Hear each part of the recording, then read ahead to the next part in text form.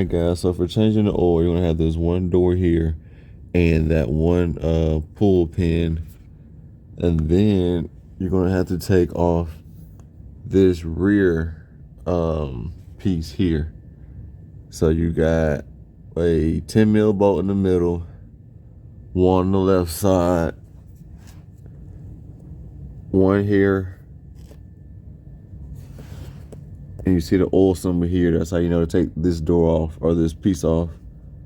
Then you have a center one and another pull pin, one on that side and one over there. So a total of 6 10 mil bolts and 2 pins, and that will expose your filter and your oil pan for draining.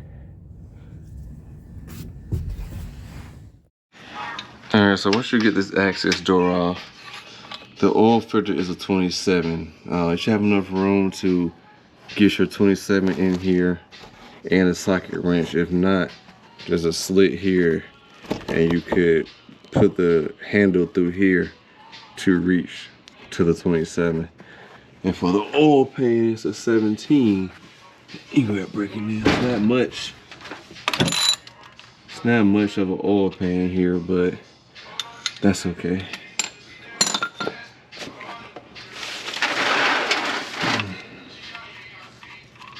Look it up, man. Like, pick up in your hand. I'll hold it. Yeah.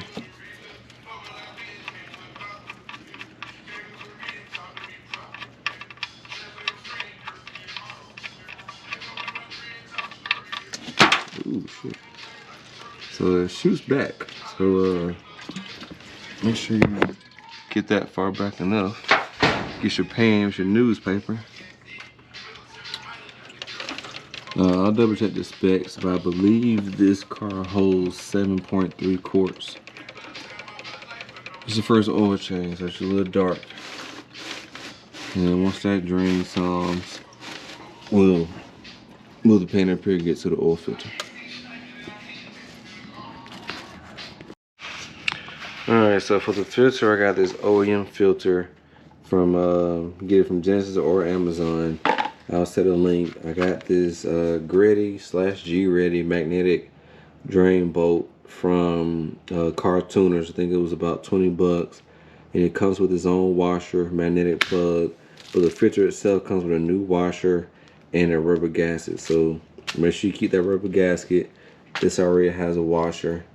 And to pull the filter out is a little snug. So you press it in, it'll be snug also, trying to crush the filter. But you're gonna want to push it on. You don't have to turn it, just get a good press on it. Put it back in here and twist it back on. I'll try to find a torque spec for it, but it's plastic, so you don't want to go too hard. Alright, so the gasket goes around the edge. Should be enough oil on the plastic to push it down. But it goes around that lip there. Slide it on down.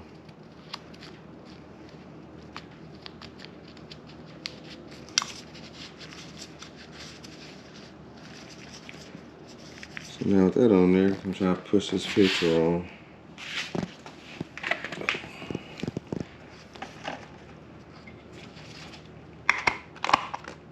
Boom, you hear a snap, and make sure it's level and seated. And that's it. So you screw that on. Like I said, I'll find the torque spec for y'all and post that, and find the torque spec for this bolt here. And just like that, we done. Said GReddy.